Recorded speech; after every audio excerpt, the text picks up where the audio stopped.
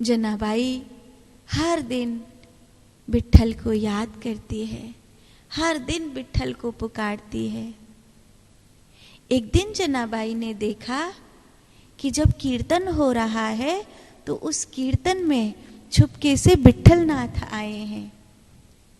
जनाबाई तो चिल्लाने लगी, काका भगवान विट्ठल आए हैं, पंढरीनाथ आए हैं, विट्ठल आ गए, पंढरीनाथ आ गए, विट्ठल आ गए, पंढरीनाथ आ गए।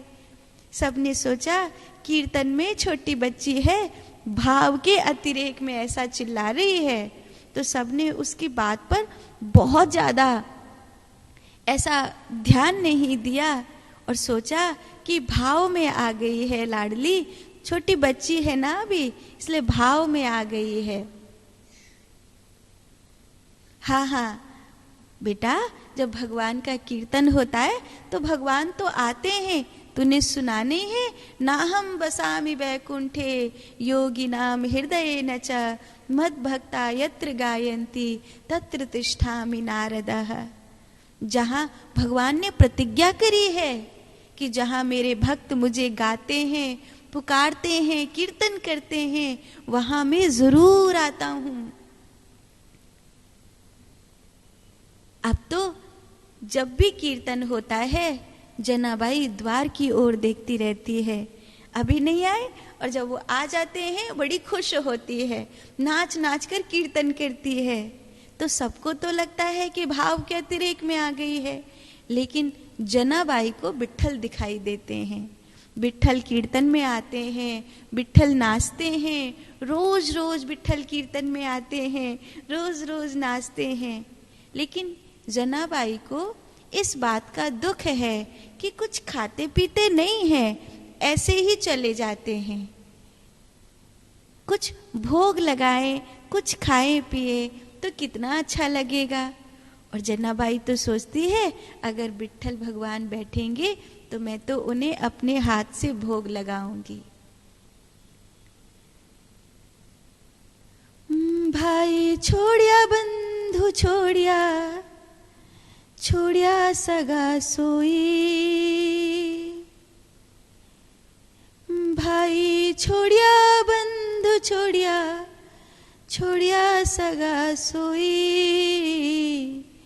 मेरे तो गिरधर गोपाल दूसरो न कोई, मेरे तो गिरधर गोपाल दूसरो न कोई, दूसरो न कोई मेरो दूसरो न कोई, मेरे तो गिरधर गोपाल दूसरो न कोई, मेरे तो गिरधर गोपाल दूसरो न कोई। ऐसी लगन लगी है कि जिस दिन दर्शन नहीं होता, जिस समय वो नहीं आते, उस दिन आंखें दुख दुख जाती हैं। दरस बिने दुखन लागे नैन, दरस बिने दुखन लागे नैन, जब से तुम बिछुरे प्रभु मोरे, जब से तुम बिछुरे प्रभु मोरे, कभू न पायो चैन, दरस बिने दुखन लागे नैन, दरस बिने दुखन लागे नैन, दरस बिने दुखन लागे नैन। कीर्तन में ठाकुर जी आते हैं, खूब आनंद होता है, खूब आनंद होता है। एक दिन की बात, एकादशी का दिन है और आज जनाबाई प्रार्थना करती है, आज रहने देना, आज मत आना, क्योंकि आज एकादशी है ना, और वो भी आषाढ़ी एकादशी।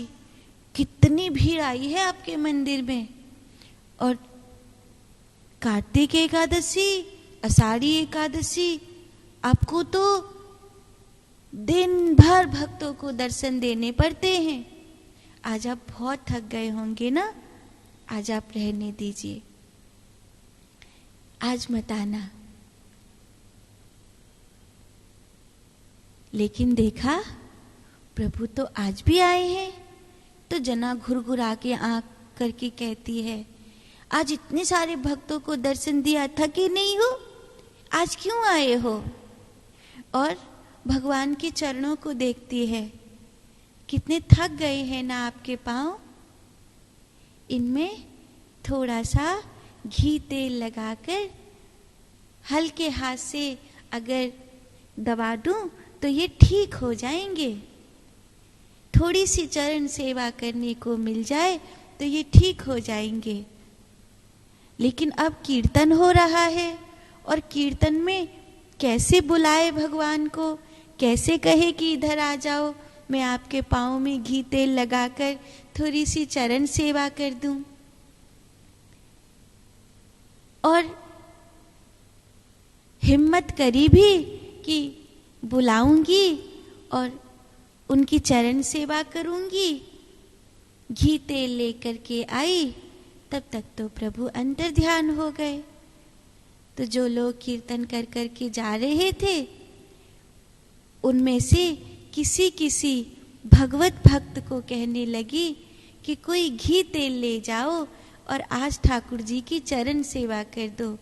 बहुत थक गए हैं प्रभु, दिन भर भक्तों को दर्शन दिया है और फिर यहाँ भी कीर्तन में आए थे, बहुत थक गए हैं।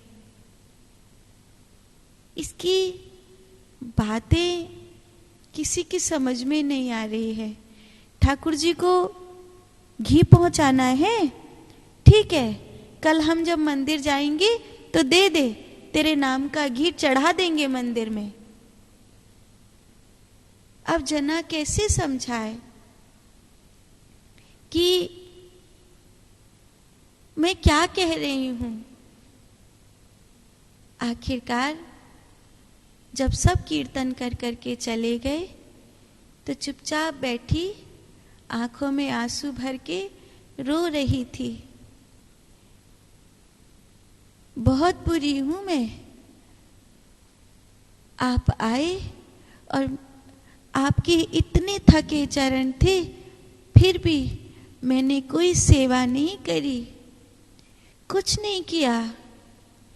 अरे इतनी देर सोचती रही, इतनी देर कीर्तन में नाचती झूमती रही, इतनी देर में तो आपके चरणों में घी तेल लगाकर चरण सेवा कर देती।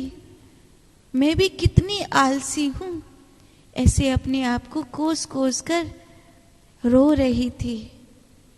अब रात हो गई, मंदिर जाऊं, कोई मुझे घुसने भी नहीं देगा, और गोपालपुर से पंढरपुर इतनी रात में कैसे जाऊंगी।